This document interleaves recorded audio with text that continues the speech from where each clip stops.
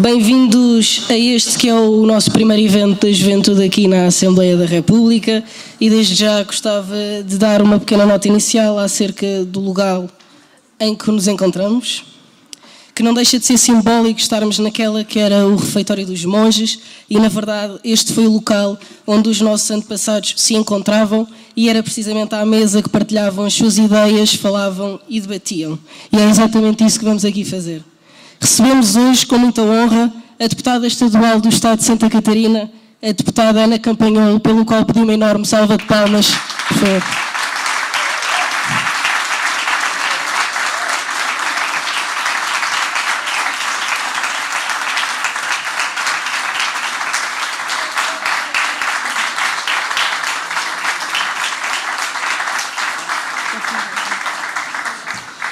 Juntamente à deputada Ana, gostaria também de pedir uma enorme salva de palmas à nossa Presidente da Juventude, a deputada Rita Matias.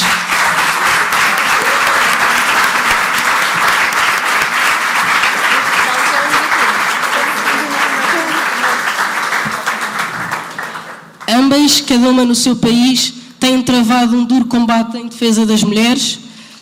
Hoje, a narrativa que vigora e que ouvimos nas nossas escolas, nas nossas faculdades e nos mídias põe homens e mulheres uns contra os outros. Mas será mesmo assim? Queremos que não. E é exatamente por isso que estamos aqui hoje todos reunidos. Muito obrigado mais uma vez pela vossa presença.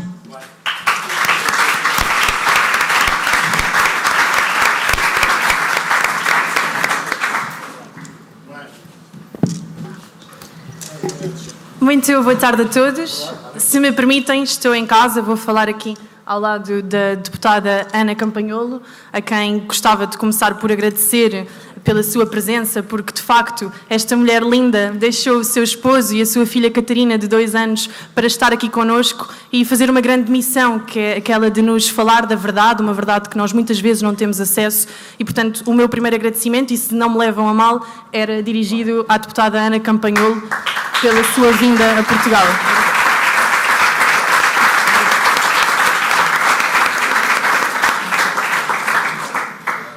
Em segundo lugar, mas não menos importante, gostava também de agradecer ao Partido Chega, na pessoa do nosso Presidente, o Dr. André Ventura, que também já nos recebeu. Agradecer também na presença do nosso Secretário-Geral e grande e querido líder parlamentar, o nosso Pedro Pinto.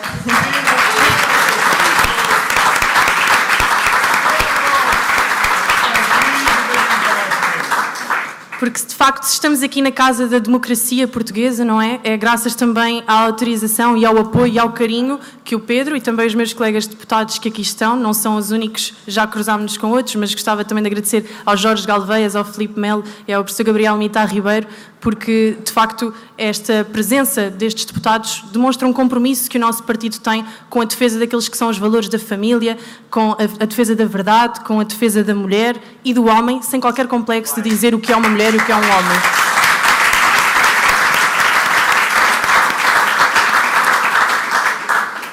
E gostava também de agradecer às caras novas que vejo aqui, porque vejo muitas caras novas e é bom saber que, apesar de sermos um partido político, que conseguimos congregar em algumas causas comuns mais pessoas para além daquela que é a nossa esfera, e eu espero que saibam isto, que nós somos uma casa aberta para todos vós e que também queremos espelhar as vossas preocupações, não só nesta casa, mas na nossa vida partidária. Portanto, bem-vindos, voltem mais vezes, nós necessitamos da vossa presença também para fazerem pressão e para acompanharem o nosso trabalho e ajudar a sermos fiéis àquilo que nos comprometemos com os nossos eleitores.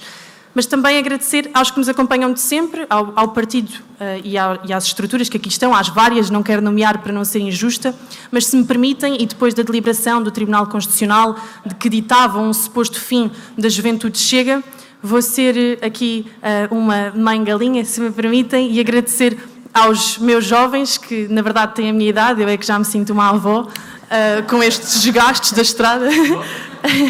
Não, mas agradecer de facto a estes jovens, porque de facto a juventude do Chega está viva e recomenda-se, e a prova é que temos uma sala cheia, graças ao trabalho destes jovens, que muitas das vezes são perseguidos Muitas das vezes estes jovens são aqueles que estão sozinhos na sala de aula, que levantam a mão e que têm coragem de defender não só o nosso partido, mas todas as pautas que nós trazemos connosco, e ainda assim eles não só levantam a mão, como têm a capacidade de agregar outros jovens com eles, e portanto são jovens muito especiais e que eu gostava que de facto tivessem também uma salva de palmas pelo enorme trabalho que têm feito.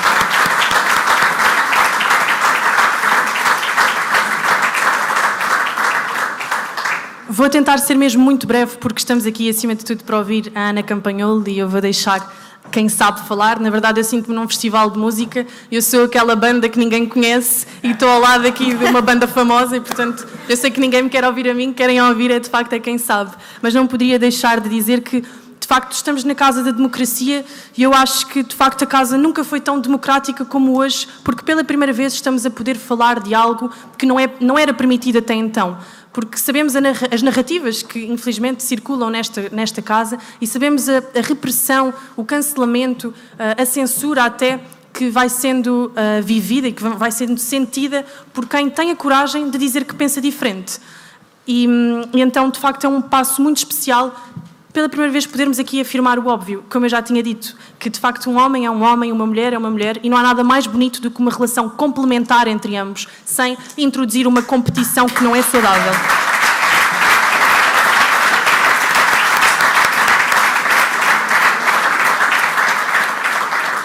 E, de facto, a Ana Campanholo, que tem estado em Portugal já há 2 dias e que, coitada, aceitou o meu convite e foi uma loucura, porque já viajámos por muitos sítios, mas usou uma expressão que é muito feliz, em que definia, de facto, uma ideologia como uns óculos que nós colocamos e interpretamos a realidade através desses óculos. E, de facto, falou sobre como o feminismo consegue ser uns óculos que depois deturpa toda a nossa visão e faz com que estejamos enviesados. Eu tenho a certeza que nesta sala muitas das pessoas já se sentiram as consequências desse enviesamento, mais que não seja porque dobram a língua quando têm que falar de alguma coisa, porque pensam 2 vezes quando querem dizer aquilo que sentem e aquilo em que acreditam. Isto, de facto, mostra que estes óculos estão colocados não só em nós, mas em toda a sociedade. E a Ana, de facto, está a fazer um trabalho extraordinário de vir cá a Portugal, tirar-nos os óculos da cara e dizer: calma, é possível olhar para a natureza e contemplar aquilo que foi criado para nós, para nosso prazer, para nosso deleite, e que não temos que viver como se fôssemos vítimas de algo.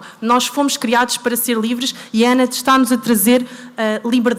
E, portanto, como última nota, e para não me estender mais, dizer apenas que houve um tempo em que eu também já me senti sozinha e que achei que não havia mais como eu. Entretanto, houve um movimento político liderado por um senhor que eu admiro bastante, porque acho que também é importante dizer que as mulheres podem admirar homens sem qualquer complexo, um senhor chamado André Ventura, e que me fez perceber que eu não caminhava sozinha e que estes colegas que aqui estão não caminhavam sozinhos e que os mais de 40 militantes que temos não caminham sozinhos. E, portanto, 40 mil? Eu disse 40, perdão. Nós estamos em orçamento de Estado. Enfim, isto é a consequência. É verdade. O convívio com os socialistas faz isto, não é? Cortamos.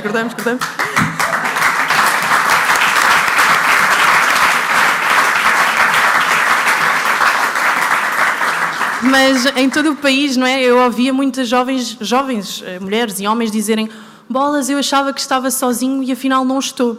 Então, o que nós aqui queremos passar, sobretudo a quem ainda não nos conhece, é que de facto não estão sozinhos. Há um movimento que está a nascer, um movimento político, mas também um movimento social. E, portanto, não estão sozinhos. E é possível defenderem aquilo que acreditam e tenham coragem de se levantar, porque quando um se levanta, há muitos mais que se levantam também. Então, esta era a mensagem que eu gostava de vos passar, porque acredito verdadeiramente que é possível resistir a esta onda que tem parecido um tsunami, e nós vamos conseguir resistir porque aqueles valores que nós defendemos são os valores ancestrais. Então nós apenas temos que nos agarrar a isto com força, com fé, com determinação e voltar às nossas origens. Posto isto, vou passar a quem sabe. Ana, muito obrigada. O palco é seu.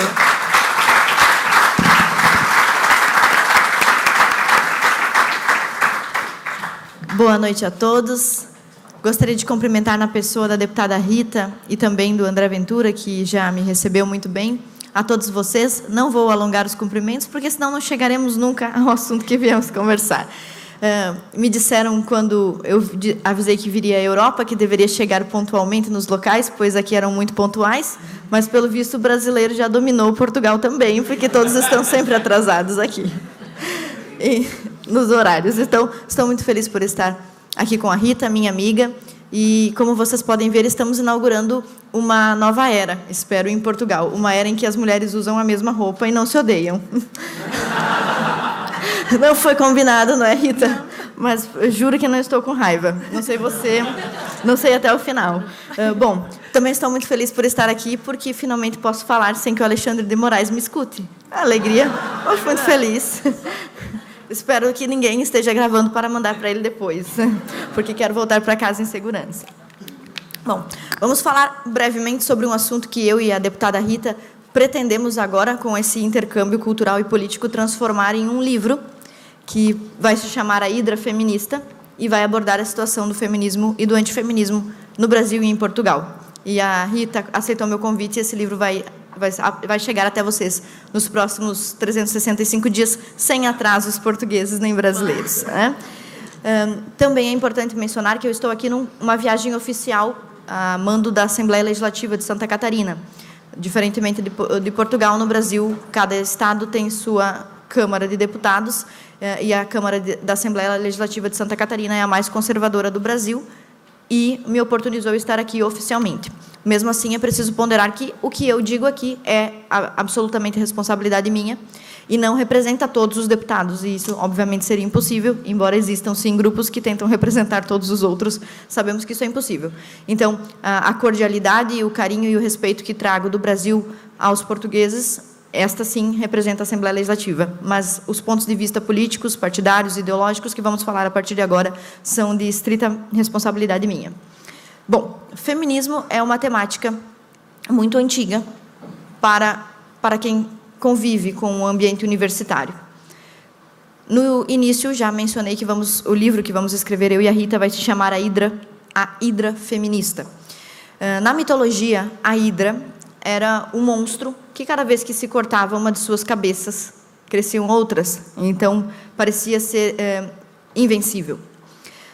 Na análise primordial que eu e ela vamos construir, e o assunto que vamos falar aqui hoje, vamos demonstrar que o movimento feminista é uma hidra com 4 cabeças. Um eixo mitológico, um eixo universitário, um eixo... Pode passar para nós, Rita? Um eixo universitário, outro... Pode passar mais um? Um eixo militante, um eixo midiático e um eixo político-partidário. 4 esferas de atuação do movimento feminista. Nós vamos analisar aqui o que acontece no Brasil e acredito que vocês vão encontrar muitos pontos de consonância com coisas que possam estar acontecendo também em Portugal, e se vocês balançarem assim a cabeça, vou saber que acontece também. Se vocês fizerem assim, eu vou saber que não. Aí, assim, vocês me ajudam também a conhecer a realidade portuguesa. Bom, esta hidra feminista, ela se tornou hegemônica. O conceito de hegemonia é um conceito muito vinculado à esquerda, que significa que eles conseguem dominar as esferas do poder público, até da vida privada, mas não o fazem de uma forma formal ou formalmente agressiva. Aqui em Portugal, assim como no Brasil, não existe, por exemplo, um colégio feminista, uma universidade feminista ou um partido feminista com esse nome, correto? Porém, as feministas estão em todos os lugares e dominam todos eles. Um escritor argentino escreveu esse livro, que não tem tradução para o português, chamado Uma Revolução Silenciosa, uma revolução silenciosa, e ele fala sobre como, na América Latina, na minha área, todos os políticos são reféns do movimento feminista, porque ele se articulou de uma forma extremamente hegemônica, ao ponto de suprimir, inclusive, alguns debates, impedir, inclusive, que as pessoas debatam sobre alguns assuntos, e é sobre isso que nós vamos falar. Mas antes de podermos falar sobre como o feminismo se estrutura na sociedade e como ele consegue avançar seus projetos de lei, suas pautas, aparecer na televisão, aparecer nos reality shows, nas telenovelas e nos filmes, antes de nós chegarmos a esse ponto, é preciso fazer uma breve revisão sobre o que é o feminismo. E não quero deixar a modéstia de lado, mas existe um motivo para terem me convidado para estar aqui, e o principal deles é o fato de ter sido a primeira escritora antifeminista, declaradamente antifeminista do Brasil, e ter vendido mais de 100 mil livros sobre isso no Brasil, o que é uma coisa muito impressionante, pois no Brasil não se tem um costume, como, por exemplo, eu poderia usar como referencial a Argentina ou Colômbia. A taxa de livros lidos por brasileiros por mês é muito inferior a de qualquer outro país da América Latina, então vender 100 mil livros sobre a história do feminismo é muita coisa. O livro que escrevi sobre isso foi muitas vezes o mais vendido da Amazon no país. Então, é muita coisa realmente. Muito obrigada.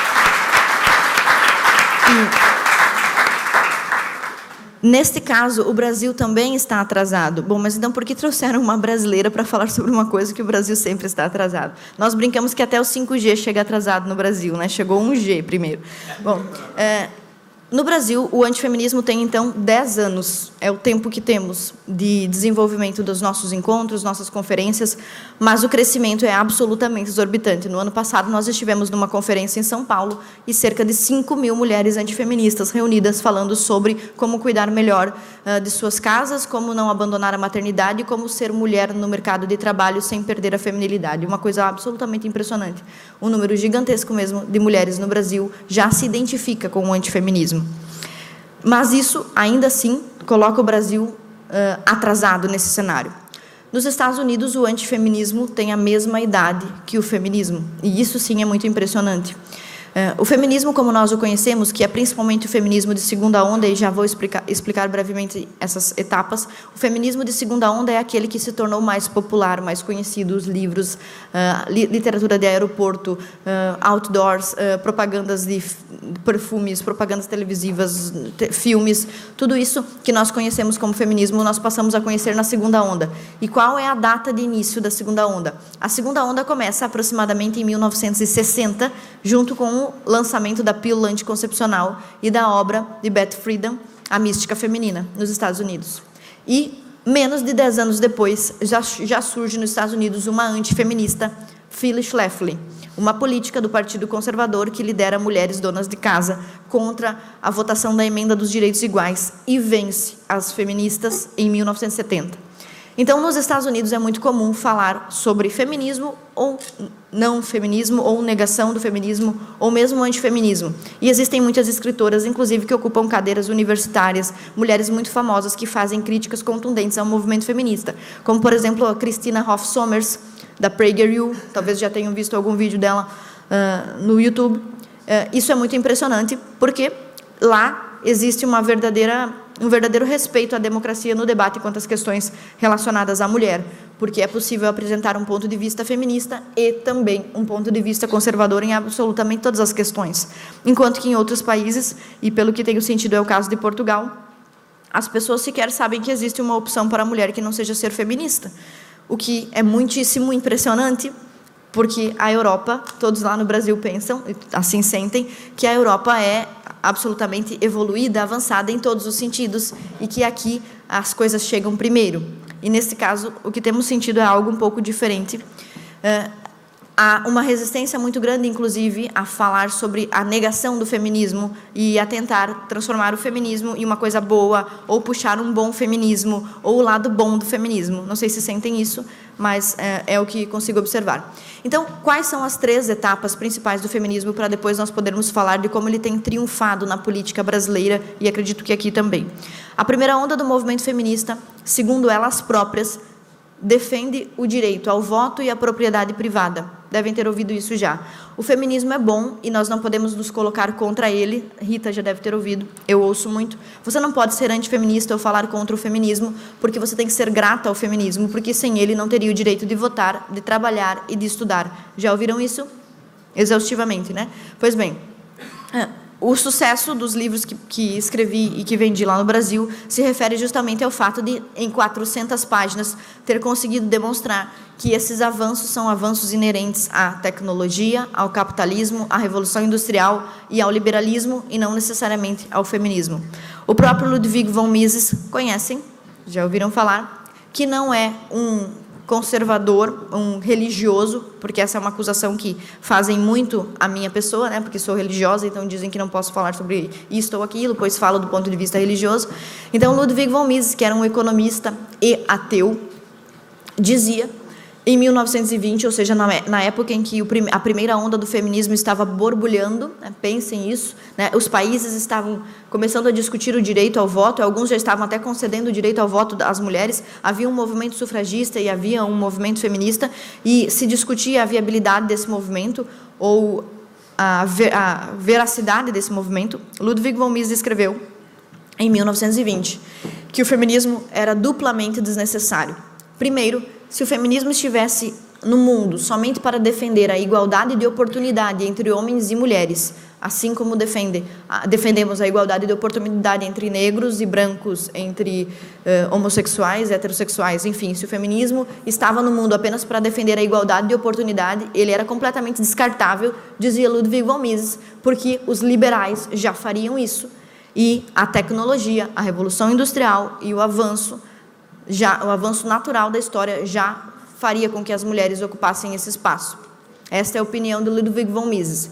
E porque, por outro lado, também era desnecessário, mesmo que fosse um movimento de esquerda. Então, ele dizia, se o feminismo defende apenas direitos iguais, é desnecessário, pois o liberalismo já faz isso.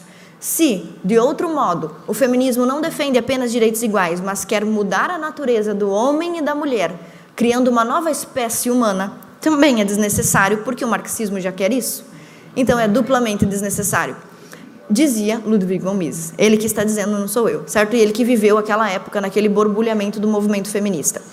E perfeitamente, o mesmo que se diz do marxismo, pode-se muitas vezes dizer sobre o feminismo. Disse do marxismo o seguinte, é uma ótima ideologia, porém para a espécie errada.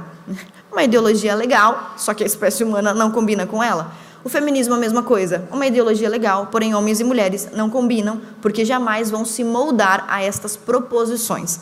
E por isso a Rita falava sobre o óculos, né? A ideologia é um óculos que muda a cor. Vamos imaginar um óculos azul, rosa, verde, um óculos colorido, que muda a nossa percepção sobre os fatos. E o feminismo tem este poder, de mudar a nossa ótica através de dois principais argumentos, que eu já vou pontuar assim que eu terminar de explicar as ondas, né? Então, primeira onda, a onda do direito ao voto, trabalho e propriedade privada. O movimento feminista diz que esse foi o seu papel de 1850 até 1960. Então, diz o feminismo que durante todo esse tempo o seu papel de primeira onda feminista foi lutar por direitos iguais. Ludwig von Mises diz que não precisaria, pois os próprios homens liberais já o fariam, como, por exemplo, o próprio Adam Smith, né? Já o faria, dizia Ludwig von Mises. A segunda onda do movimento feminista é uma onda marcadamente sexual, e essa é a que nós conhecemos melhor. A onda sexual do movimento feminista nasce colada com a liberação, a difusão dos anticoncepcionais. São aqueles livros publicados, por exemplo, por Beth Friedan, como já mencionamos, A Mística Feminina, que difamava as donas de casa e difamava o papel doméstico da mulher. O livro de Simone de Beauvoir, O Segundo Sexo, que era uma filósofa marxista e ateísta que aliciava menores de idade para fazer sexo consigo e com seu amante Sartre. Então, isso é muito importante mencionar, porque quando vamos a qualquer canal televisivo, debate de rádio, as mulheres feministas de hoje costumam citar Simone de Beauvoir como uma grande defensora de mulheres.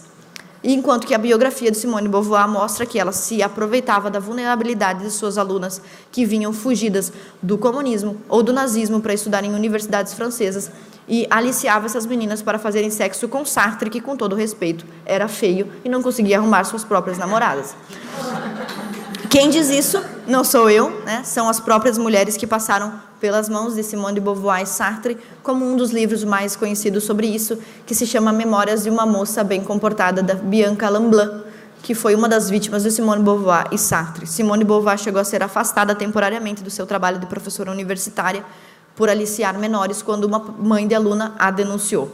Então, essas mulheres, Beth Friedan, Simone de Beauvoir, Shulamit Firestone, Kate Millett, essas mulheres conceberam o feminismo de segunda onda, um feminismo que pregava a irresponsabilidade, a libertinagem sexual e a completa irresponsabilidade com respeito a isso.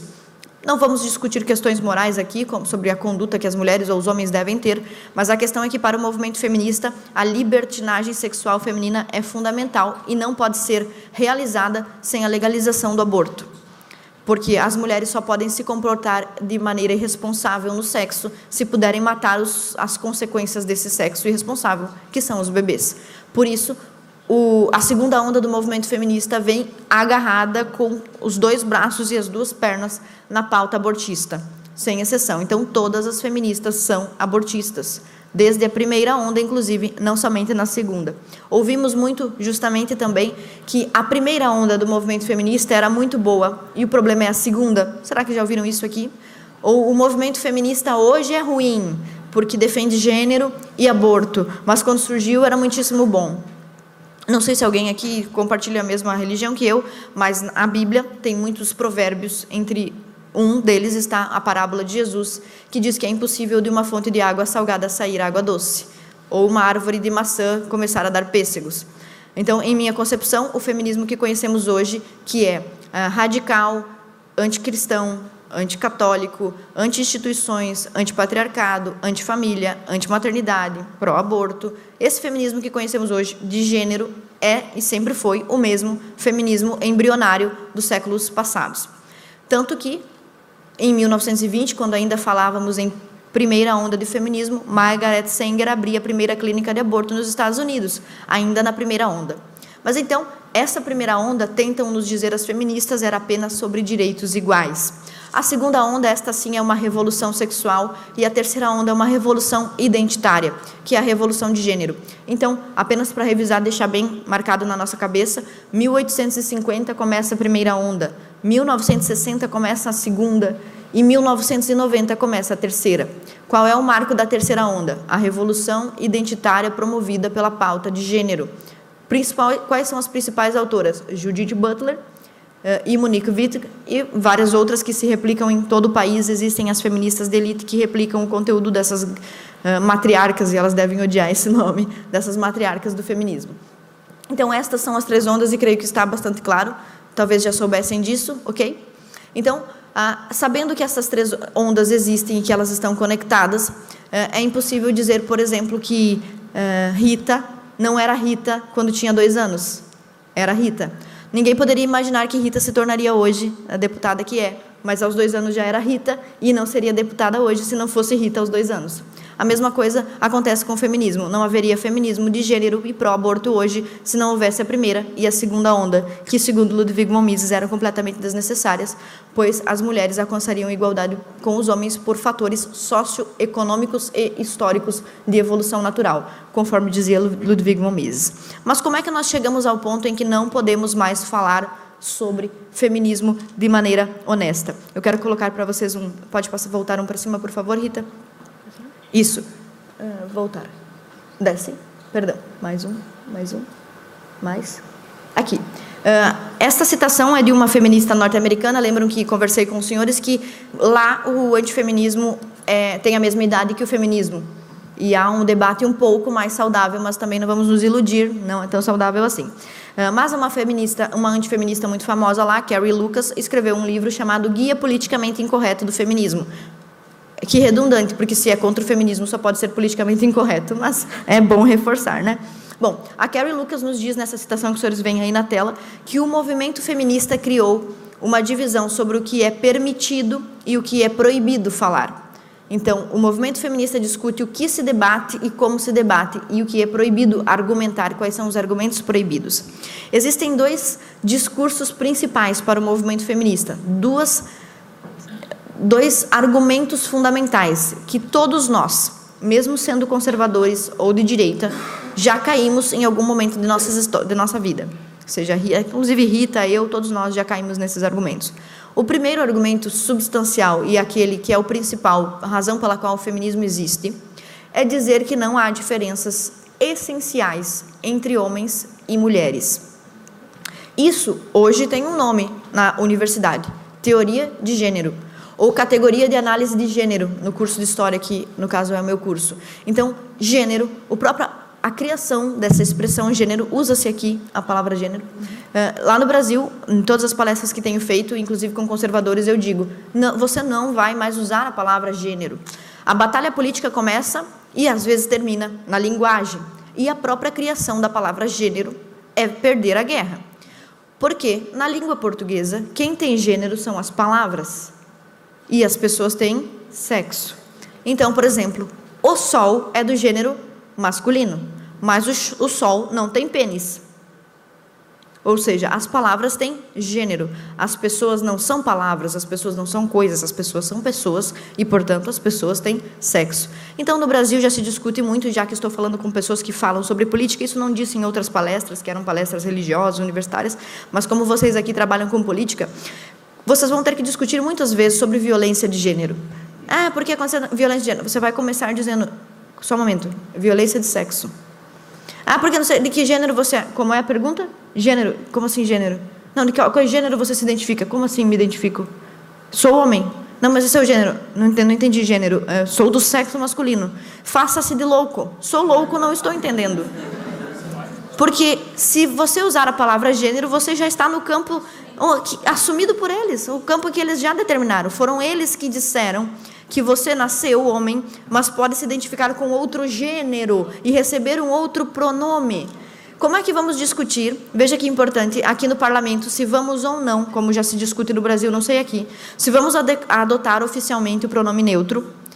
Olha, eu sou contra adotar o pronome neutro de gênero, embora eu respeite seu gênero. Não.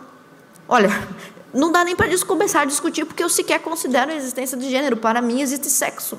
E é um direito que nos assiste, a vocês e a mim. Então, eu sempre digo lá no Brasil, digo aqui também, o primeiro debate sobre... Não vamos discutir se os banheiros são transgêneros ou se o pronome neutro. Nós vamos primeiro discutir que nós usaremos a expressão sexo. Certamente algumas leis serão aprovadas e talvez já exista, talvez na lei de Portugal já exista alguma coisa escrito paridade de gênero. Já está escrito na lei. Bom, essa já é uma derrota que vamos amargar, pois o movimento feminista já colocou no texto constitucional a palavra gênero como sinônimo de sexo, em que quem tem gênero é a porta, o cadeado, a chave, o microfone, o computador, o sol e a lua. Pessoas não têm gênero, pessoas têm sexo, e nós já perdemos essa, pois já colocaram na Constituição o termo paridade de gênero. Bom, então, o primeiro e mais fundamental argumento feminista para qual estão voltados todos os esforços é o de desconstruir a masculinidade e a feminilidade, dizendo que não existe essência feminina e essência masculina. Isso já experimentaram, já viram em algum lugar? As pessoas não aceitam mais, por exemplo, que determinados papéis sociais possam ser mais facilmente desempenhados por um homem e determinados papéis sociais possam ser facilmente desempenhados por mulheres. E se quiserem, por exemplo, presenciar uma guerra no Natal, vocês podem reunir toda a família e fazer qualquer brincadeira do tipo, um homem, eu não vou lavar a louça porque louça é coisa de mulher. Só faça essa brincadeira na hora da festividade do Natal. Acabou-se o Natal da família. Pois esse é o maior de todos os crimes, né? No final, não, antes de comer não, faça para depois, ótimo. É muito engraçado sempre que eu chego ao parlamento catarinense, são poucas mulheres, e na reunião de líderes só há uma líder mulher, que no caso eu sou a única líder mulher de partido. Embora o meu partido seja do Bolsonaro, que dizem ser machista, é o único partido que tem líder mulher. Enfim.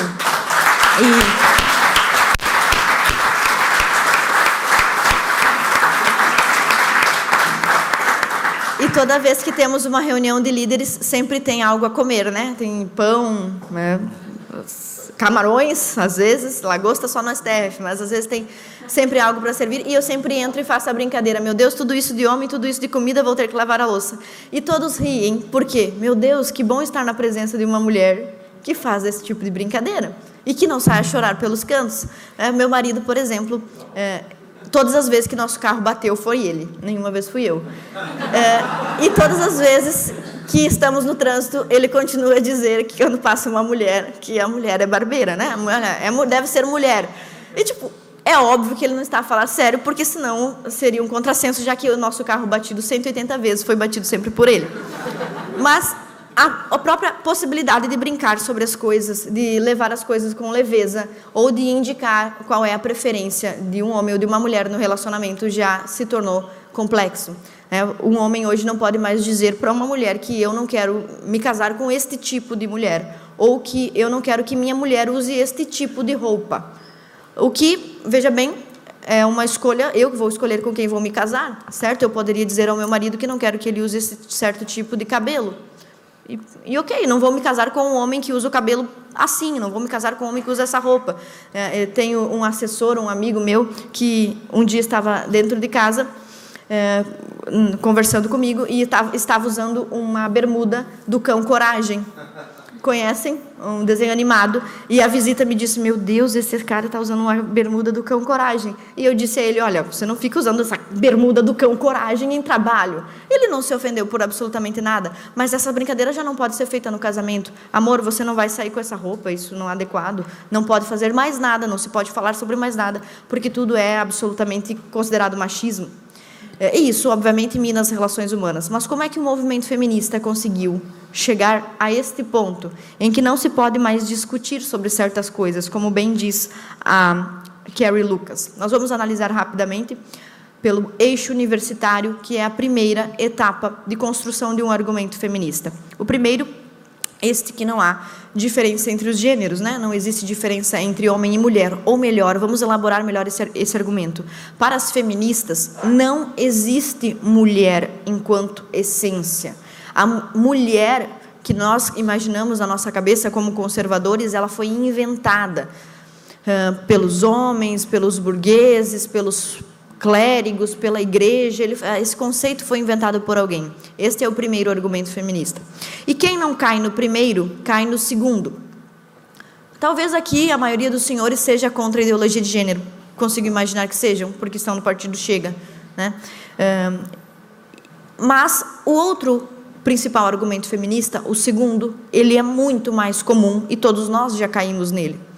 E é o argumento, ele é totalmente feminista, ele é essencialmente feminista, ele é completamente feminista, não é um argumento cristão, não é um argumento honesto, é o argumento que todos nós já caímos. A mulher é sempre oprimida. Não sei se já ouviram ou se já pensaram isso, mas mulheres e homens têm papéis a desempenhar na sociedade, principalmente depois que se casam, onde o papel da mulher é mandar e o do homem é obedecer. Não, brincadeira. Principalmente depois que se casam e depois que têm filhos. Então, apenas a título de exemplo, para que consigam perceber como a ideia de que a mulher é oprimida está entranhada nas nossas ideias e pensamos isso o tempo todo, principalmente nós que somos mulheres. Os homens não pensam isso, certo? Mas nós pensamos. As mulheres e os homens têm ambos as suas atribuições. Imagine que um casal comum, normal, que não foi contaminado pelas doenças de esquerda, casou-se e vive bem, muito bem. Chega então o domingo, onde todos estão cansados, correto? Estão todos cansados, querem descansar da semana. Só que esse casal tem 3 crianças, porque fizeram isso com suas vidas, não é? Tem 3 bebês pequenos. E o casal planeja no sábado à noite, amanhã, no domingo, quando nós acordarmos, vamos cozinhar algo bom para a família e depois vamos ao parque e vamos descansar para assistir o jogo do Benfica. Sporting. Não. Ok, então o casal se planeja para o domingo e vai dormir, coloca as crianças na cama, mas, olha, eu vi que o futebol aqui não foi uma... E ato contínuo, o casal vai dormir, acorda no outro dia, só que todos os planos dão errado. As crianças acordam às 5h45 e não às 9 como esperado. Então, imagine a tristeza dessa mãe que tem que sair da cama às 5h45, as crianças estão ligadas no 220 volts e querem brincar. A mãe levanta e pensa, bom, já que as crianças, essas abençoadinhas, não me deixam dormir, vou fazer uma faxina. E aí a mãe começa a fazer a faxina, mas a faxina não prospera, porque as crianças derrubam coisas e sujam tudo. Então a mãe pensa, tudo bem, então vou fazer um frango assado, já que limpar eu não consigo, essas crianças não me deixam em paz. Então ela pega o frango assado e coloca para assar. Nesse ínterim, o homem pensou que poderia dormir, mas como a mulher é vingativa, quando ela não consegue dormir, ela acorda o marido também. Então, a gente já vai bem cedo de manhã, acordamos o nosso marido e falamos, vai limpar a calha, o telhado, a calçada, vai limpar o carro, arrumamos uma missão para ele e vai transcorrendo o dia com atividades cansativas. No meio dos preparativos para o almoço, imagina que as crianças cortam o dedo, se machucam, ou uma joga um objeto na outra e lesiona e se machuca e está sangrando. Nesse momento, a mulher vai socorrer a criança que está desesperada a chorar, as outras crianças choram por osmose, porque criança faz isso, e está todo mundo muito preocupado, o marido lá lavar o carro irritado porque queria estar dormindo, e a mulher cuidando da comida, e a comida queima, quando sente aquele cheiro de frango queimado. A mulher olha para sua casa aí. A casa está bagunçada, as crianças machucadas, o frango queimado. A mulher olha para aquilo, tem vontade de chorar e ela pensa, isso só está acontecendo comigo porque sou mulher. Certo, é isso que as mulheres pensam. Então, a mulher diz ao marido, amor, as crianças se machucaram, você tem que comprar band-aid na farmácia, curativos na farmácia. E o marido vai. Só que no caminho que ele está indo, bem no horário do jogo que ele gostaria de estar assistindo e não está, começa a cair uma chuva torrencial e fura o pneu do carro. O homem sai de dentro do carro, começa a se molhar e começa a trocar o pneu. Eu pergunto a vocês, homens e mulheres, vocês acham que quando esse homem está trocando esse pneu, ele pensa: isso só está acontecendo comigo porque sou homem e não quero mais ser homem? Não. Então, esta sensação de que tudo que nós mulheres fazemos e que não funciona e que dá errado é culpa da opressão, foi uma sensação construída pelo movimento feminista, para que todas as nossas atribuições sejam consideradas um fardo. Então, tudo que nós mulheres podemos fazer bem, fazemos melhor e podemos contribuir, tudo que as mulheres portuguesas podem dar de mais grandioso a Portugal, ou ao PIB, ou à nação, ou à cidade, tudo de mais grandioso, qualquer coisa que a mulher possa fazer que não funcione, a mulher vai considerar que é um sacrifício ou uma opressão. Por exemplo, a coisa mais linda que se pode fazer como mulher, cuidar de seus filhos, opressão. É isso que as mulheres sentem hoje por causa da construção do movimento feminista. Mas não há absolutamente nada mais grandioso que possam fazer. Podem fazer outras coisas muito grandiosas, mas nada será tão grandioso quanto educar bem uma criança. Os homens, por outro lado, quando vão cumprir as suas funções inerentemente masculinas, como, por exemplo, servir o exército, puxar peso ou fazer algo arriscado, não o fazem com sentimento de opressão, mas o fazem com sentimento de honra. Conseguem perceber isso? Quando você diz ao seu marido para fazer algo extremamente sujo e perigoso, deixa que eu vou fazer esta coisa, eu sou muito macho, né? Eles gostam de cumprir atribuições masculinas porque isso lhes dá a sensação de honra, enquanto as mulheres, quando cumprem atribuições feministas, têm sensação de desonra. Essa sensação, tudo isso, nos nossos sentimentos, no nosso comportamento, na política, tem sido construído gradativamente. Eu vou mostrar a vocês 2 vídeos, todos receberam um QR Code. Chegaram a receber um QR Code? Por quê? Depois, o assessor é machista, ele não quer obedecer. Mas depois vocês vão receber um QR Code e vão poder acessar mais de 60 vídeos que estão disponíveis na internet, os vídeos que nós vamos ver agora. Henrique, você consegue colocar para mim? Nós vamos analisar com 2 exemplos. É o vídeo da Rede Globo passando vergonha. Sutil esse nome. Nós vamos analisar primeiro um vídeo que mostra a construção do pensamento da opressão da mulher e depois a construção do pensamento de gênero, e aí vamos voltar para o telão. Bom, eu quero que observem comigo esse vídeo. A Rede Globo é a rede de televisão mais famosa do Brasil e mais horrorosa também. Hegemonicamente controla a programação lá. Todo mundo assiste o futebol e a novela na Rede Globo. Eles controlam absolutamente tudo, é o telejornal que mais é assistido e tudo bem. Bom, a Rede Globo, assim como todos os outros canais televisivos, trabalham para construir nas pessoas, nas mulheres, a sensação de opressão permanente. Apenas a título de exemplo, eu poderia trazer aqui milhares e milhares de matérias que nós coletamos sobre programas que vitimizam a mulher de forma escancarada. Por exemplo, olha como a mulher está sofrendo. Eu poderia fazer isso. Mas eu resolvi pegar um programa bem light, bem leve, um vídeo de apenas 1 minuto e 30 segundos. Mas ele é muito leve para mostrar a vocês como esta ideia feminista da opressão das mulheres é transmitida sutilmente, dia a dia, sem que se perceba, sem alarde. Não toca uma sirene, olha só, agora alerta feminista, vamos falar de feminismo. Não. É diariamente que se produz na cabeça do brasileiro e provavelmente do português também a ideia de que a mulher está em constante opressão. Se a mulher está em casa e não trabalha, oprimida pelo marido. Se vai trabalhar, oprimida pelo patrão. Se aposenta de uma forma ou de outra, opressão. Se seu salário é não sei quantos centavos menor que o homem, opressão também. Se cuida dos filhos e da casa, aí duplamente oprimida, pois não há para onde fugir, que sempre há opressão. Essa consistência dessa sensação de opressão é exemplificada nesse vídeo que nós vamos ver. No Dia da Mulher, se espera que nós falemos sobre como é bom ser mulher, não é? Bom, primeiro que se eu tivesse que entrevistar as mulheres aqui, talvez não conseguissem dizer muitas coisas boas sobre ser mulher, porque já nos esquecemos. Mas, no Brasil, as mulheres têm 13 anos de vantagem previdenciária. Quer dizer que se aposentam 5 anos antes, mas morrem 7 anos depois. E o Dia Internacional da Mulher, muito mais. Então, poderíamos falar sobre isso no Dia da Mulher, não é? Olha, no Dia da Mulher, as mulheres têm maior capacidade olfativa, maior capacidade auditiva, as mulheres falam 6.000 palavras a mais por dia do que os homens, as mulheres são a maioria nas universidades, né? Poderíamos falar muitas coisas boas sobre as mulheres, mas mesmo no Dia das Mulheres, toda a mídia, a universidade e a militância trabalham para construir a ideia de que a mulher está sempre sofrendo. Nesta entrevista do Dia da Mulher, aconteceu um pequeno problema com a Rede Globo. Eles esqueceram de combinar com a entrevistada que ela deveria reclamar da sua vida. Então ela foi entrevistada e só falou a verdade, que está tudo bem, que minha vida é boa, e aí não deu muito certo a matéria. Vamos assistir. É uma forma de lembrar com ainda mais força a busca por igualdade de direitos. Avançamos, especialmente na última década, mas ainda falta, e muito. Fim da violência doméstica, mais espaço em cargos de chefia, na política, ainda tem liberdade sexual, igualdade salarial. Raquel, o preconceito ainda é gigantesco.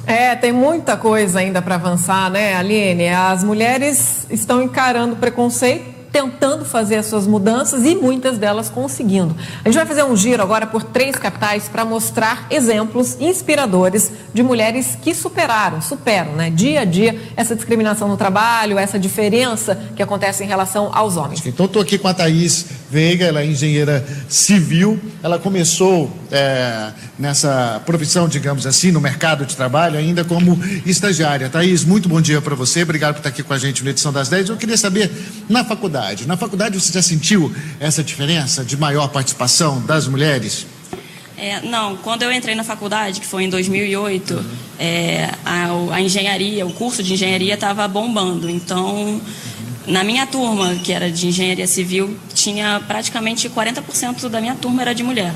Então, eu não senti essa diferença entre homens e mulheres quando eu entrei na faculdade. E depois de formada, você começou como estagiária, você sentiu algum tipo de empecilho, algum tipo de preconceito, até mesmo preconceito velado ou não?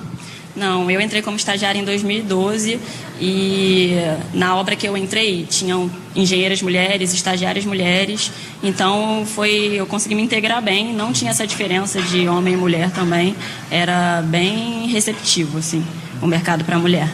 A Thaís Viegas agora ela está nessa obra aqui já há bastante tempo e ela coordena 350 funcionários, aí entre serventes, pedreiros e carpinteiros, né? Então, quer dizer, pessoas que estão trabalhando aí diariamente. Como é que lidar com toda essa gente? Você já sentiu, por exemplo, algum tipo de falta de respeito, algum tipo de questionamento em relação às ordens dadas? Não, o pessoal é bem respeitador, não tem essa de desrespeitar. Eu acho que você tem que tratar todo mundo com educação. Bom, muito obrigada. Ele vai continuar a entrevistá-la e a tudo ela diz não, então ele vai dizer assim, e as suas amigas? Alguma delas sofreu preconceito? Bom, a ideia dele era continuar a entrevista ad infinitum até achar alguém que tenha sofrido preconceito. Porque, afinal de contas, o objetivo da matéria não era mostrar como esta engenheira saiu bem-sucedida, mas mostrar como tantas outras engenheiras provavelmente estão sofrendo no mundo. Na Assembleia Legislativa de Santa Catarina, nós entregamos uma comenda, inclusive foi entregue ontem, e não pude estar, alguém entregou por mim, nesta homenagem deste ano, mas no ano passado nós entregamos uma comenda e uma homenagem especial às mulheres, e 5 mulheres foram homenageadas. Então, em todo o estado de Santa Catarina, apenas 5 mulheres foram homenageadas. Dessas 5 mulheres, uma das homenageadas era uma delegada, que lá no Brasil ganha um salário equivalente a R$40 mil. O salário mínimo é 1.000 e o delegado ganha 40. Então, assim, uma delegada, uma pessoa que ganha um salário excelente e está numa posição de poder e, além disso, acabou de receber uma comenda do Legislativo, uma grande homenagem. E imaginem vocês que essa mulher, delegada, homenageada, foi entrevistada. E, ao ser entrevistada, imaginem o que ela disse. Será que ela ficou muito feliz, agradeceu, comemorou ou reclamou? Reclamou. Uma mulher delegada sendo homenageada disse o seguinte: estou aqui, recebi essa homenagem, mas não podemos esquecer que o mundo ainda é muito opressivo para as mulheres. Eu mesma sofri muito preconceito por ser mulher e por ser delegada. Por exemplo, se eu chegasse a cometer algum erro como delegada, certamente seria criticada. Pois sim, né? E se fosse um delegado, também. Mas como é o mundo, né? Saímos de nossas casas para trabalhar e é assim que é no mundo do trabalho. Quando você faz errado, é criticado. Bom, este primeiro vídeo, apenas a título de exemplo, reforça o argumento feminista, que é mais comum. A mulher é oprimida. Todas nós já nos sentimos assim em algum momento e muitas de nós já foram tentadas a justificar algum fracasso pela sua condição feminina. Este discurso feminista, vitimista, não ajuda as mulheres em nada. Não vai fazer com que você chegue mais longe, não vai permitir que você alcance cargos maiores, vai apenas tornar você uma mulher chata, reclamona e que não vai se destacar. Se esquecermos disso, esquecermos esse vitimismo e tentarmos superar os objetivos, alcançar nossos objetivos, como observamos que muitos homens fazem, né? Como que muitos homens fazem, colocam o trabalho em primeiro lugar e a qualidade de vida em segundo. Se observarmos isso e copiarmos, quem sabe consigamos com muita rapidez alcançar esse patamar. Resta sabermos se nós, mulheres, queremos mesmo abrir mão de toda a nossa qualidade de vida para ter este estilo de vida. Bom, então, segundo argumento é o argumento da mulher oprimida. E o primeiro, o argumento de que não existe mulher. Também temos um vídeo para isso, e a deputada vai me ajudar colocando o vídeo número 9.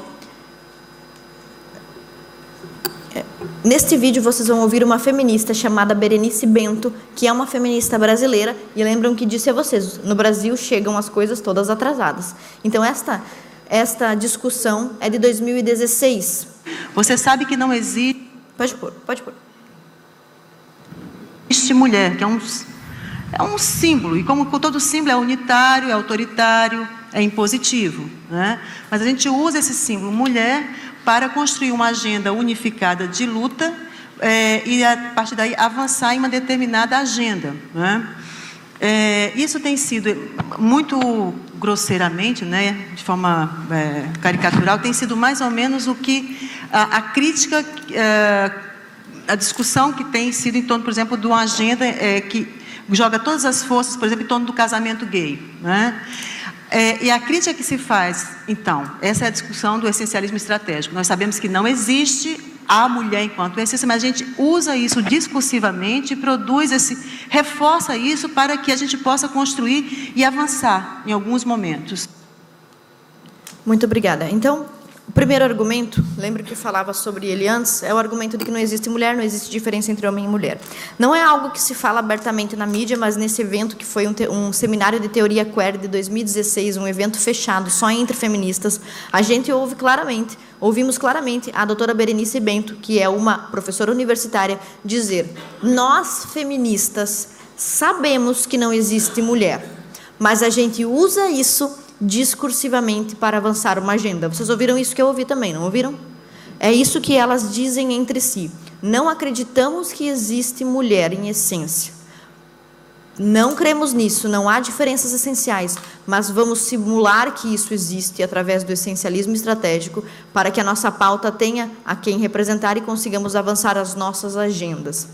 E aqueles que não forem enganados pela primeira mentira caem na segunda, da mulher oprimida. Depois podemos falar mais sobre isso se tiverem perguntas. Agora vamos concluir a nossa hidra.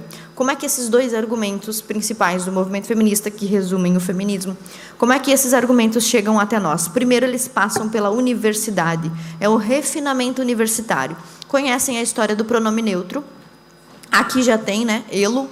Tem elo aqui? Elo, eles. Arroba no lugar da... Bom, aqui no Brasil, as universidades públicas já colocam assim na porta da universidade: bem-vindes, alunos. É absolutamente comum já. Bom, mas veja, conhecem Jordan Peterson? Perfeito, esse exemplo é melhor ainda, porque no Brasil nem todos conhecem, mas Jordan Peterson vocês conhecem. Todos nós sabemos que Jordan Peterson ficou muito famoso ao enfrentar a lei C-16, que era a lei que obrigava as pessoas a usarem o pronome neutro. Lembram disso? Bom, a tese principal do que nós vamos construir, eu e a deputada Rita, e do que eu quero mostrar a vocês aqui, é que nada chega ao parlamento sem antes ter sido refinado por 2 ou 3 décadas na hidra feminista, universitária, militante e midiática. De modo que, quando chega ao parlamento, já não existe discussão real. É uma discussão, é um simulacro de discussão. É um fingimento de discussão. Pois a opinião pública já foi tantas vezes maturada a favor do movimento feminista, que os debates do parlamento são meramente fantasiosos, teatrais. Posso dar alguns exemplos rápidos disso. Eixo universitário, passa mais um para nós. Bom, posso dar alguns exemplos rápidos disso sobre o parlamento, falando sobre... Pode deixar aí. falando sobre o que acontece no parlamento lá em Santa Catarina. Nós tivemos uma deputada que apresentou um projeto de lei que visava proteger, criar uma campanha nas escolas para proteger as meninas do bullying. O projeto era assim, projeto de campanha de incentivo, incremento, vários tópicos, de proteção às meninas com relação ao bullying. E eu argumentei, deputada, não faz sentido esse projeto ser voltado às meninas somente, se todos os dados estatísticos do mundo mostram que as maiores vítimas de bullying na escola são os meninos. Então, nós vamos fazer o seguinte, programa de combate ao bullying nas escolas, sem sexo, meninos e meninas. A minha emenda, a minha correção ao projeto de lei tramitou mais de meses, com debates por mais de meses, mostrando gráficos e tabelas para os deputados, para que vissem que os meninos são vítimas de todas as mazelas sociais, os meninos são as maiores vítimas. Evasão escolar, notas mais baixas, violência física, violência psicológica, uso de drogas na escola, tudo, absolutamente tudo. Que você possa imaginar, os meninos são as maiores vítimas na escola. Inutilmente, se nós debatemos, fizemos estudos, emitimos notas, relatórios, tabelas, inutilmente, pois entrava por um ouvido e saía por outro, e as emendas foram todas rejeitadas e o projeto foi aprovado com meninas, combate de bullying a meninas. Por que isso acontece? Por que o debate não aconteceu de verdade? Se eu fui a única a mostrar os dados e as outras feministas não mostravam dado algum, por que mesmo assim eu perdi a votação? Porque a hidra feminista só manda um projeto para o parlamento quando já está fato vencido na opinião pública. Então, como isso acontece? Primeiro, pelas universidades. Aqui em cima eu trouxe o relatório do Brasil, mas vocês vão poder analisar esse relatório também em Portugal, encontrando dados oficiais. No Brasil existe a CAPES, que patrocina estudos, né? Mestrados e doutorados, paga bolsas. A CAPES... Aqui também tem? Tem FCT. FCT, pois bem. A CAPES no Brasil, que corresponde à FCT aqui, patrocinou nos últimos anos, desde 1987, 1.646 dissertações de mestrado sobre feminismo, 526 teses de doutorado sobre feminismo, 61 dissertações de mestrado profissional sobre o feminismo. Nas grandes 5 maiores áreas a receber apoio da CAPES estão letras, história, sociologia e direito. Das 5 áreas mais apoiadas pelos recursos da CAPES estão estudos interdisciplinares sobre mulheres, gênero e feminismo. Ou seja, de cada 5, 2 são feminismo. Esse é o dinheiro do governo sendo investido em bolsas para estudar feminismo. Não existe, absolutamente não existe no Brasil, trabalhos de mestrado, dissertações de mestrado e tese de doutorado antifeministas. Os senhores conseguem imaginar isso? Não existir? Isso não é ciência. Eu, às vezes, brinco lá no Brasil. As pessoas lá no Brasil acham que universidade vem de único e não de universo de ideias. Porque é somente um lado que é ouvido.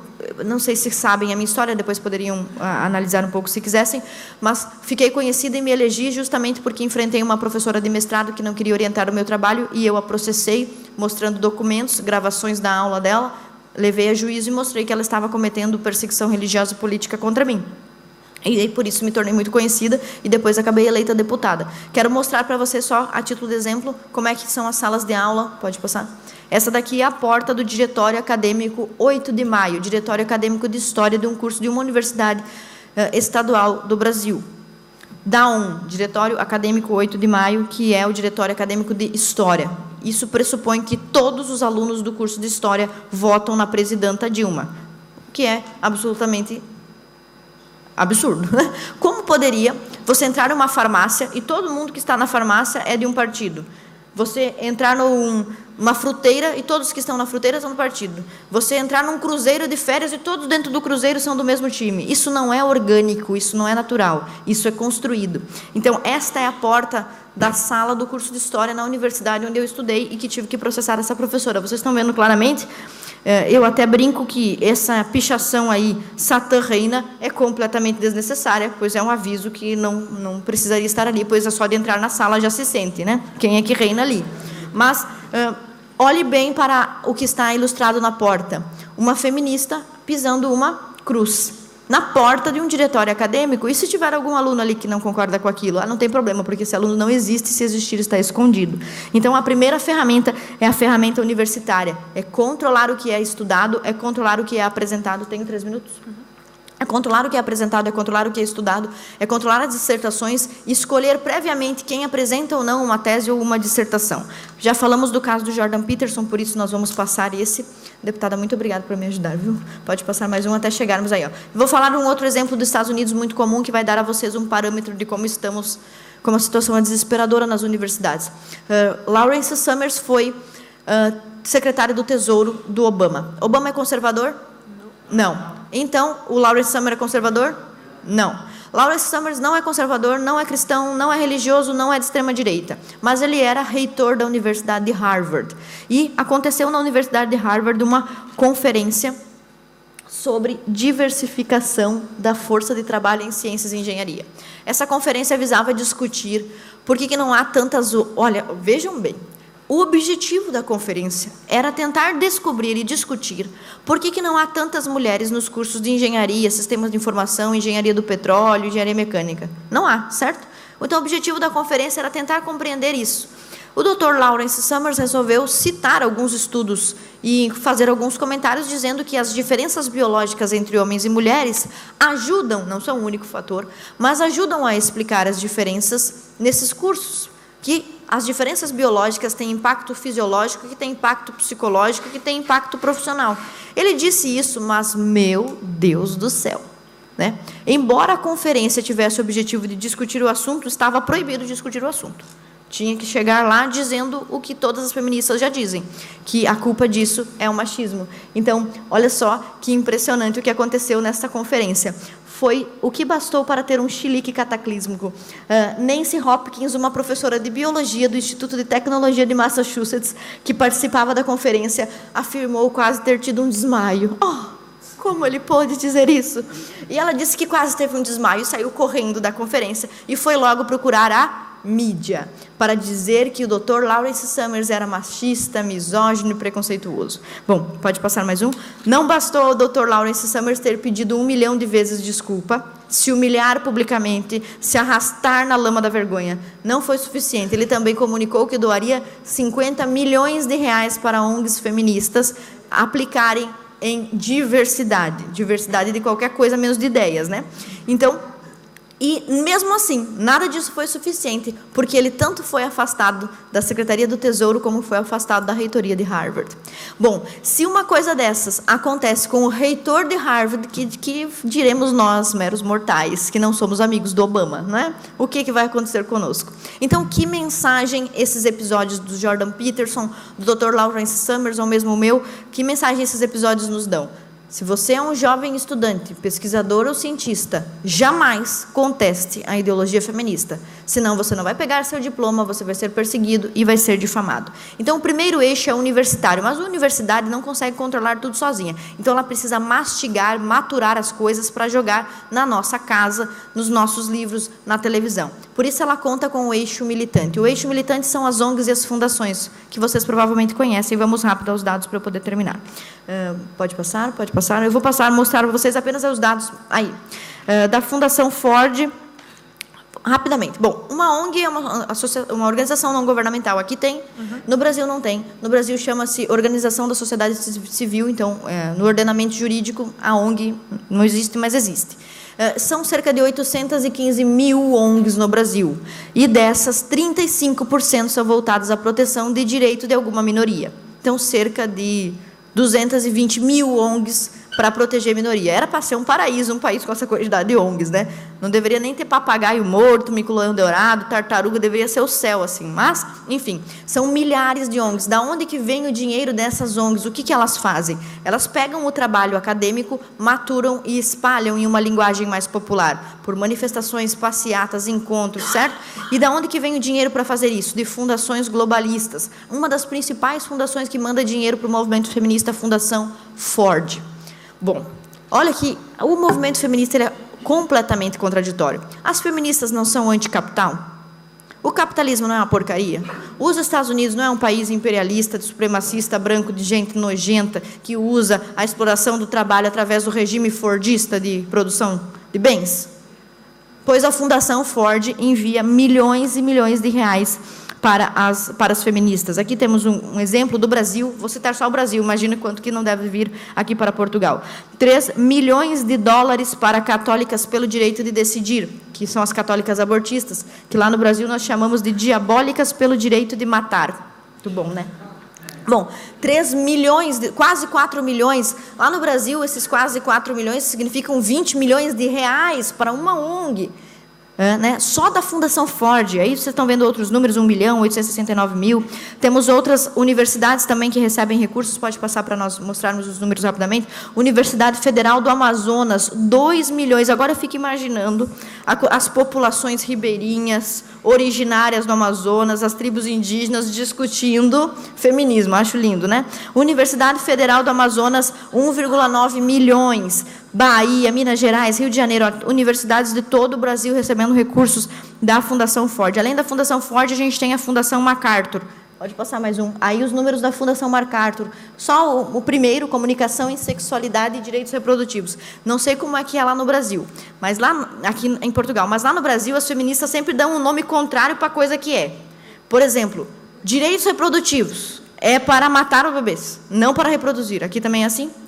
Bom, é muito doido, né? Pois bem. Então, só para direitos reprodutivos foram 2 milhões de dólares. E aqui os dados, olha, extensivos. Pode passar mais um, Rita? Mais um. Agora, esse aqui é exemplo que vou conectar ao outro, Open Society. Então, falamos da Ford, da MacArthur, poderíamos falar de qualquer outra fundação que nós fôssemos pegar, Melinda Gates, Fundação Bill Gates, vamos pegar qualquer uma, você vai ver esses números exorbitantes. Então, a universidade cria a ideia, as ONGs espalham a ideia e o patrocínio vem de fora. Ato contínuo a isso, nós temos que distribuir esse conteúdo de uma forma palatável para a mídia, certo? As feministas constroem a ideia lá nos laboratórios de gênero de que o homem é maligno e opressor. Mas como é que a gente vai vender isso? A gente vai fazer um programa na Rede Globo sobre o Dia da Mulher e vai mostrar como as mulheres são oprimidas. Então, tem que maturar isso. Então, como é que se conectam os militantes aos políticos? A Open Society, por exemplo, patrocina um site, uma ONG feminista chamada Asmina, no Brasil. Asmina, né? As mulheres, as meninas, sei lá. Esta ONG, todos os anos, faz um ranking de quem é a melhor e quem é a pior política, os melhores e os piores políticos. Então, sempre os políticos de esquerda, abortistas, ganham como melhores políticos e sempre as antifeministas perdem. Eu fiquei muito chateada porque outra deputada ganhou o prêmio de pior deputada, que foi a deputada Cristonieto, deputada federal. Então, você vê como o dinheiro das fundações se conecta aos professores universitários, que se conecta ao dinheiro também que vem do governo através das bolsas, todos eles juntos se conectam à militância que mandam para a mídia o que vai ser reproduzido. A capacidade da mídia é de criar a impressão de falso consenso. O que a gente assiste na TV, a gente pensa, é fato, não é? Se está na TV, é fato, já é consenso. Se o jornalista dizer que estudos indicam, nós vamos acreditar. Então, vamos lá. Vamos terminar, Rita. Pode ir. Eixo midiático, pode passar adiante. Vou dar apenas um exemplo bem bobo. Esse daqui, volta. Por favor, né? Mas vamos lá. O ar-condicionado é machista. Estudo sugere que o aparelho favorece homens. Um exemplo, né? Vamos dar mais um exemplo. Mais um, Rita. Esse eu me divirto muitíssimo. Apesar de homens morrerem mais de Covid, mulheres são as mais impactadas.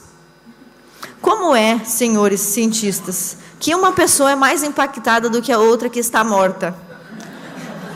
Então, é um malabarismo gigantesco que se faz o tempo todo para que as mulheres sejam vítimas e sofram, e quanto mais sofrem, mais precisam do movimento feminista. Também, ao mesmo tempo em que eles divulgam as ideias feministas, eles boicotam as ideias opostas, impedem que uma antifeminista fale, ou que uma pessoa que simplesmente não é feminista fale, que uma conservadora tenha espaço. Rita, você pode passar para a gente até nós chegarmos em eixo parlamentar. Nós vamos passar bastante, porque eu falo demais, como toda mulher, 6.000 palavras por dia. Bom, então, tudo isso, acompanhem comigo essa rotina. Universidade, ONGs, televisão. Quando uma ideia chega ao parlamento, já perdemos, certo? Já não vamos conseguir derrubar essa ideia. Então, eu vou dar alguns exemplos do que acontece em Santa Catarina e talvez vocês tenham um comparativo aqui. Em Santa Catarina, nós temos uma bancada feminina. Aqui existe bancada da mulher? Não. Graças a Deus. Bom, vamos lá. Que bom. Não, por favor, não filme. Não filme. Bom, quando me elegi deputada em 2019, telefonaram para mim. A secretaria, eu já era considerada louca, fanática e bolsonarista, que é o que sou mesmo, então tudo bem. Mas aí me ligaram para perguntar se eu queria fazer parte da bancada da mulher. E atendi o telefone e perguntei, bom, mas como é que é essa bancada da mulher? Para que serve? O que é isso? Não, deputada, é que nós temos um número recorde de deputadas mulheres. Pela primeira vez teremos 5 mulheres. Então nós vamos criar a bancada. E eu falei, tá, mas quantos homens tem? 35. Daí eu falei, bom, 5 mulheres tem a bancada da mulher. Daí eu perguntei para a secretária, me fiz de louca, que é isso que todos nós devemos fazer todos os dias da nossa vida. Eu perguntei para ela, bom, mas se 5 mulheres fazem a bancada da mulher, os 35 homens têm a bancada do homem? Aí ela respondeu, claro que não, deputada, cada homem pensa com sua própria cabeça. Eu falo, interessante, muito interessante. Bom, mesmo assim eu pensei, vou fazer parte dessa bancada para aproveitar a oportunidade e ocupar todos os espaços que existem. Então, faço parte da bancada da mulher, que essa daí que vocês viram foram criadas. Uma das atitudes da bancada feminina, pode ir adiante, foi criar a Procuradoria da Mulher. Pode passar mais? Mais? Bom. Então, uma das coisas mais fundamentais que a bancada da mulher fez, que não precisaria ter existido, foi criar uma outra coisa que não precisaria existir, que é a Procuradoria Especial da Mulher. Na Assembleia Legislativa de Santa Catarina temos uma Procuradoria Geral. O que faz a Procuradoria Geral? Ela avalia todos os projetos e vê se eles atendem aos interesses das crianças, dos adolescentes.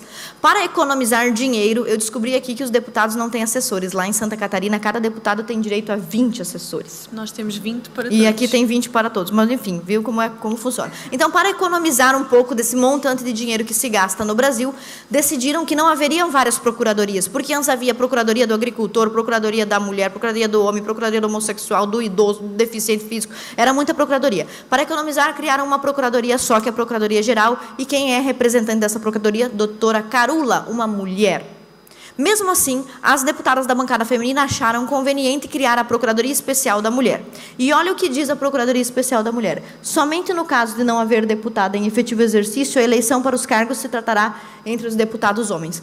Vocês conseguem imaginar aqui no parlamento ou em qualquer lugar do mundo que os homens fizessem qualquer tipo de coisa dentro das casas legislativas e dissessem só homens vão votar essa coisa? Que escândalo que seria isso? Absurdo. Pois bem, esse projeto foi apresentado dessa forma e passou. A Procuradoria da Mulher, desde que existe, não serviu para nada, a não ser para dar um cargo e uma medalha para alguém. Então, vamos adiante que eu vou mostrar como ela é inútil.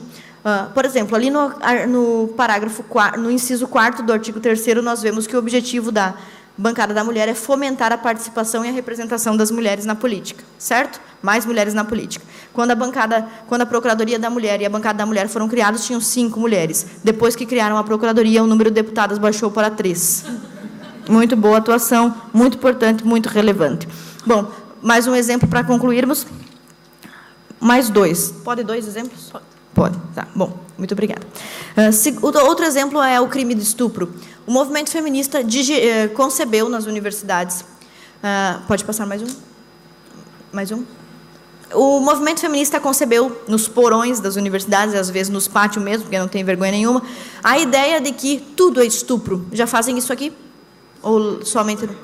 Estão a fazer? Tá. Lá no Brasil, tudo é estupro. Um olhar, um cochicho, uma oferta, passar a mão, tudo é estupro.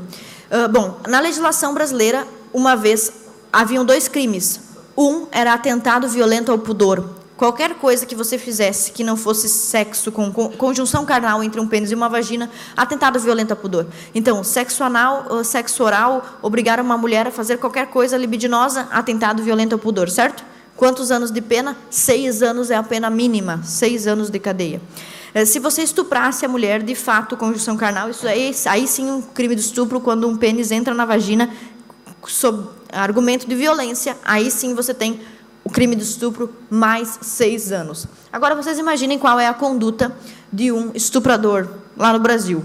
Olha, eu vou só estuprar, que é para pegar 6 anos. Não vou nem passar a mão no cabelo, nem na bunda. Não faz isso, certo? Então, todo estuprador estupra e também pratica outros atos libidinosos. Quando chegava no júri para ser julgado, qual era a pena que ele recebia? 6 mínimo de estupro e 6 mínimo de atentado violento ao pudor, 12 mínimo. Vai preso. Certo? No Brasil só vai preso se pegar 8 anos de cadeia. Não sei como é que é aqui, mas, por exemplo, se você pegar 7 anos de cadeia, você não vai para a cadeia. Você tem que pegar 8 anos de cadeia. E se for o Lula, não vai para a cadeia nunca, em hipótese nenhuma. Também tem um artigo, se seu nome for Luiz Inácio Lula da Silva, jamais será preso. Bom, então, as feministas com esse argumento de que tudo é estupro, conseguiram modificar a lei, o artigo 217 do Código Penal, e lá onde diz que estupro é conjunção carnal, elas colocaram não, que tudo é estupro. E bom, se tudo é estupro está no artigo 217, então podemos excluir o 218, certo? Então, excluiu-se do Código Penal o artigo 218. Então, hoje, um homem, estupra uma mulher, faz absolutamente tudo com ela, e qual é a pena mínima? 6 anos, que ia de 0 a 12. Como podemos agradecer às feministas? Não sabemos, uma moção de aplausos, alguma coisa nesse sentido. Pois bem, esse é apenas um exemplo, e eu quero citar mais um, para podermos concluir.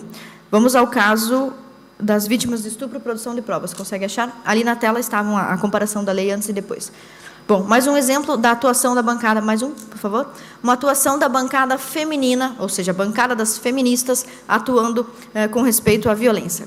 O que ouvimos nas ruas em todos os lugares? O movimento feminista é necessário para combater a violência contra a mulher, para ajudar a mulher vítima de estupro e a mulher vítima de abuso. Então, vamos analisar esse caso e aí vamos concluir para que vocês possam fazer as perguntas. Esse projeto aqui é o projeto 187.5 de 2018, apresentado por uma deputada procuradora-geral da mulher, procuradora especial da mulher. Então, faz parte da bancada da mulher, faz parte da procuradora da mulher e apresentou esse projeto. O título do projeto dispõe o seguinte, o resumo, lá em cima, Programa de Atenção às Vítimas de Estupro com o objetivo de identificar e dar apoio com provas periciais. Então, o objetivo do projeto é ajudar a vítima de estupro com provas periciais. Muito bom, certo? Vamos imaginar que o deputado, seu nome, por favor? O deputado Pedro resolve votar... O projeto é horroroso, absurdo, já vou mostrar por quê. Mas vamos imaginar que o deputado Pedro resolve votar contra o projeto. No outro dia vai aparecer assim no jornal. Deputado Pedro vota contra o Programa de Atenção às Vítimas de Estupro com o objetivo de dar apoio e identificar provas periciais. Ou seja, ninguém poderia esperar nada diferente de alguém que apoia o Ventura é um estuprador em potencial. É isso que vai sair no jornal, não é? Porque ele votou contra o projeto. Vamos analisar o projeto. O projeto diz no parágrafo 3º qual é a premissa universitária. Tudo começa na universidade. A premissa universitária é: os homens são estupradores em potencial. Lembram disso? Os homens são maus em potencial, são violentos, agressivos em potencial. Como é que isso chega no parlamento? Parágrafo 3º. Somente peritas mulheres, somente peritas do sexo feminino poderão atender meninas e adolescentes vítimas de estupro para ver as provas materiais, se houve estupro, se houve violência. Somente mulheres. O primeiro argumento que eu usei no parlamento foi: vocês são malucos. Vocês estão pressupondo que todo médico legista é um abusador em potencial. É muito absurdo. Usei esse argumento, mas obviamente foi ignorado, como sempre, né? Pois bem, então usei outro argumento. É inconstitucional. O ECA, Estatuto da Criança e do Adolescente, diz que a criança e o adolescente têm que ser atendidos imediatamente. Assim que chegarem, precisam ser atendidos. Então, todos os meus argumentos foram ignorados. Então, nós mandamos uma diligência, não sei se fazem aqui também, antes de votar um projeto, podemos pedir a opinião de juiz, delegado, podemos pedir a opinião de pessoas que vão ser afetadas pelo projeto, para vermos se vale a pena aprovar ou não. Então, fizemos isso e a doutora, pode deixar aí, a doutora Patrícia respondeu, uma delegada. Olha só que linda essa delegada, vamos lá. Delegada da criança, da mulher, da criança, do adolescente, do idoso, da lésbica, do gay, bissexual, travesti e transexual. Só não é delegada dos homens, mas do resto da população ela é. Percebe? Só não tem homem aqui. Mas mesmo assim, a delegada Patrícia, ela mesmo sendo provavelmente uma feminista, escreveu: a implantação desse projeto de lei encontrará dificuldades. Porque nós temos no estado de Santa Catarina inteiro, que é do tamanho de Portugal, apenas 15 médicas legistas mulheres. Como vamos atender 6 milhões de pessoas com 15 médicas? É impossível, não pode aprovar o projeto. Só que, pode passar mais um, os deputados não ouvem. Por que ninguém ouve? Lembram que eu falei da hidra feminista? Quando a ideia chega ao parlamento, já não é mais debatida de forma honesta. A ideia só é apresentada, que vai ser aprovada, é certo. Eu não trabalho na Assembleia Legislativa para derrubar projeto, eu trabalho para atrasá-los. Porque se forem para a votação, vão ser aprovados. Este projeto foi um que nós trabalhamos para atrasar o limite, o máximo que pudemos, mesmo assim, quando foi para a votação, foi aprovado. O projeto foi aprovado com apenas 2 votos contrários entre 40 deputados. E o projeto está vigente, então foi aprovado e está valendo em Santa Catarina. Então, desde 2021, que é o estado onde... Desde 2021 o projeto foi aprovado, foi vetado pelo governador, porque o governador disse: poxa vida, que projeto horroroso, estou vetando. Pois mandaram para a Assembleia Legislativa, a Legislativa rejeitou o veto do governador e fez o projeto valer a força. Então, o projeto está desde 2021 vigente e nós recebemos comunicados já dos delegados do IGP, pode passar mais um, o delegado do IGP dizendo, pelo amor de Deus, façam alguma coisa, porque estão chegando crianças, meninas e adolescentes vítimas de estupro e não tem perita para produzir prova. Se eu não consigo produzir prova que a menina foi estuprada, como é que eu vou conseguir fazer a persecução penal para prender o estuprador? Pelo amor de Deus. Então, o projeto está vigente desde 2021 e Santa Catarina está, então, à mercê desta legislação absolutamente burra, uma legislação burra e ideológica, que funciona desde 2021. Então, com este projeto, eu encerro os exemplos que eu gostaria de dar. Teria muito mais a falar, mas quero ouvi-los também para poder responder algumas perguntas. Por que um projeto como este foi apresentado? Este projeto foi apresentado porque passou por todas as outras fases de maturação. Os deputados, que provavelmente não leram nenhum livro feminista ou não são estudiosos disso, sequer sabem da premissa feminista de que o homem sempre é mau e sempre é agressor em potencial. Não sabem disso, mas são reféns dessa verdade, porque ela já foi enviada para as ONGs, já fizeram passeatas, já fizeram marchas, já fizeram ativismo, chamando os homens estupradores em potencial, e depois foram para a mídia, e a mídia colabora, de forma que se algum deputado se levantasse contra esse projeto, certamente sairia na imprensa no dia seguinte, como um deputado amigo dos estupradores, enquanto que é justamente o contrário. Lembram-se da ementa do projeto? O projeto, Programa de Atenção às Vítimas para ajudar a produzir provas periciais. E o que foi que o projeto fez? O absoluto contrário do que se propunha. E por que o projeto tão absurdo foi adiante? Porque o movimento feminista é hegemônico e tem muitas cabeças atuando em sintonia. Desculpa pelo avançado da hora e quero ouvi-los também. Obrigada.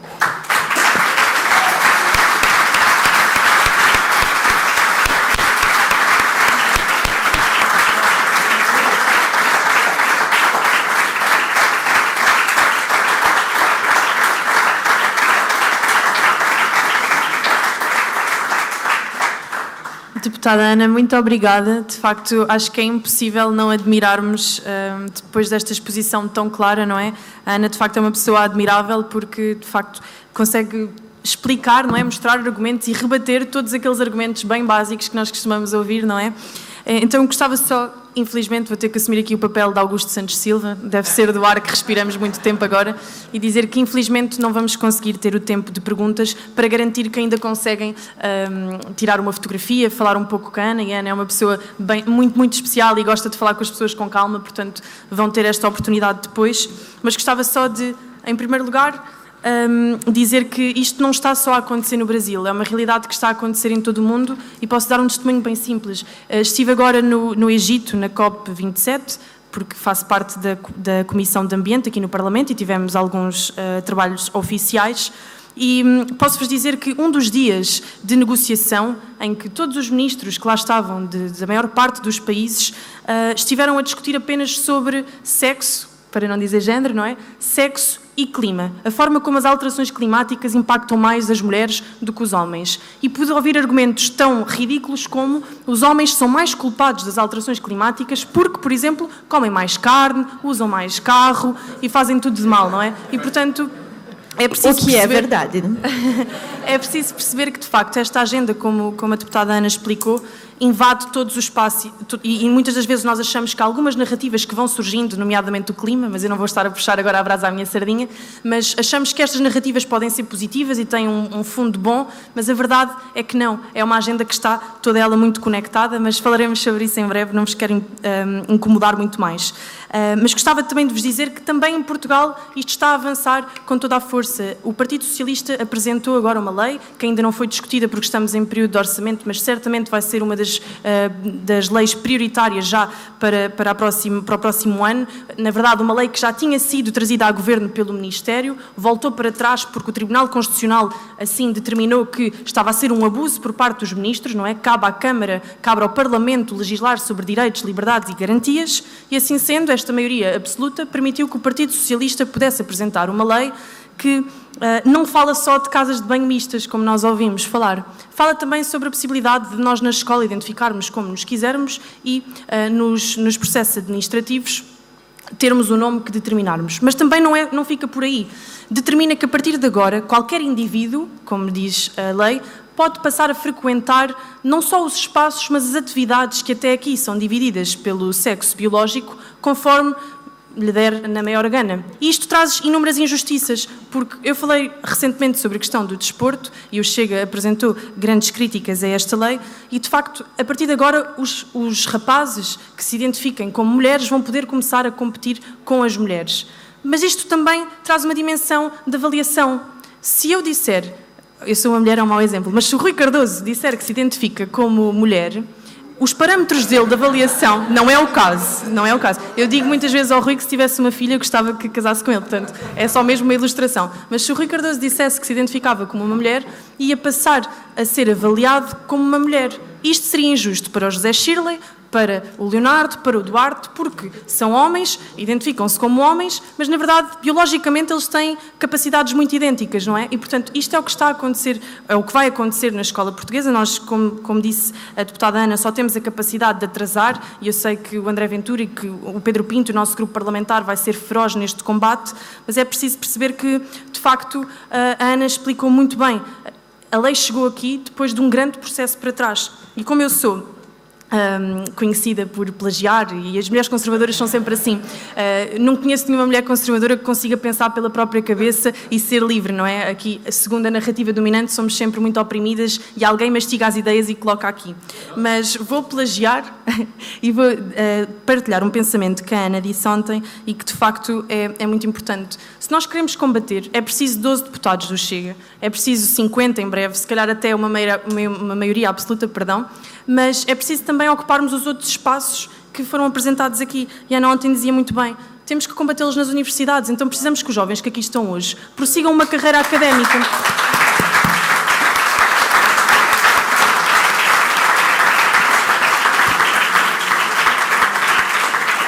Precisamos que estes jovens tenham coragem, escrevam as suas teses de mestrado, queiram fazer um doutoramento e tenham coragem de lecionar e de reverter os números e de trazer mais discípulos, mais mestrandos, mais doutorandos também sobre o vosso apoio e a vossa orientação. E precisamos também que sejam militantes e que criem ONGs para a vida, para a família, para a mulher e que ocupem esse espaço, porque não pode ser só a esquerda ou ocupá-lo. E vamos precisar também que se tornem jornalistas e que sejam fiéis à verdade e que queiram reportar as coisas com isto, com um sentido de verdade e de justiça e não de uma forma enviesada. E, portanto, depois deste apelo que a Ana fez ontem, eu convidava agora para concluirmos e para depois ainda ouvirmos o hino nacional, porque terminamos sempre assim os nossos momentos, permitir-vos depois também terem aqui uma oportunidade de falarem um pouco com a deputada Ana Campanholo.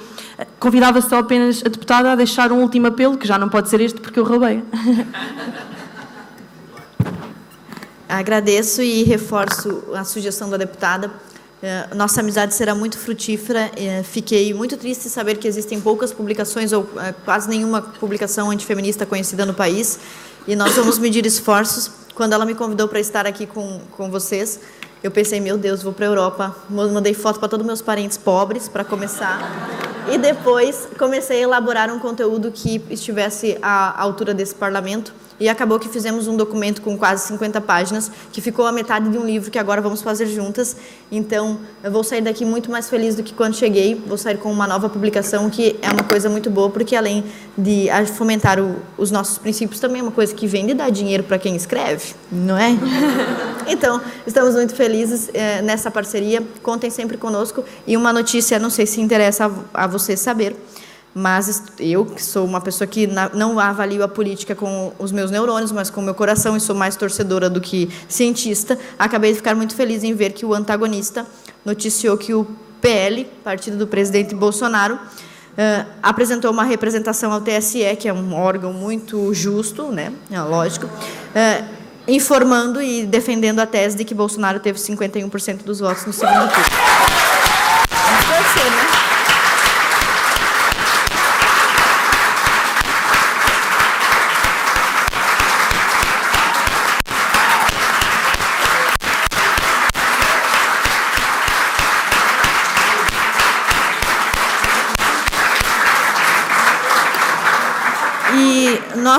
Eu concluo pedindo a vocês, aqueles que tiverem alguma religião, que rezem, orem pelo Brasil e principalmente que falem coisas que eu não vou falar, porque eu considero Alexandre de Moraes um homem muito bom, nobre e justo. Mas aqueles que quiserem ter uma opinião divergente da minha, que o façam, porque muitos no Brasil não podem fazer. Então, muito obrigada pelo apoio de vocês.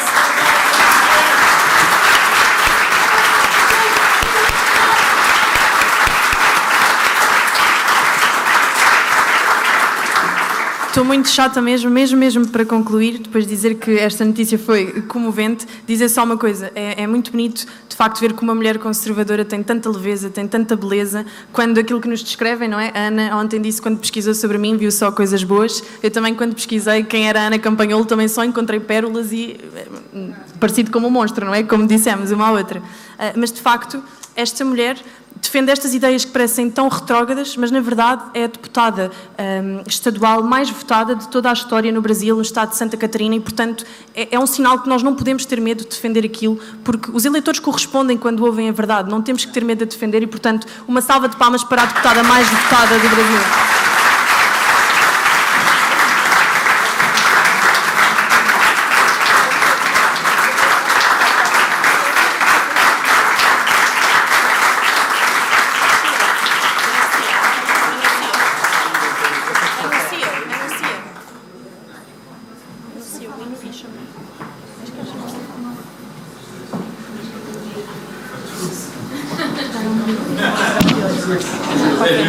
Pedia só que o resto dos deputados do grupo parlamentar viessem ao palco para cantar o hino nacional.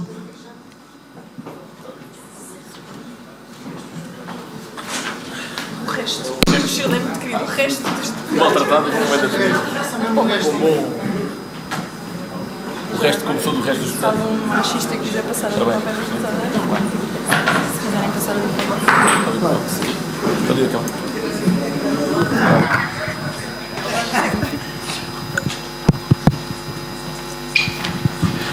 Minhas senhoras e meus senhores, o hino nacional.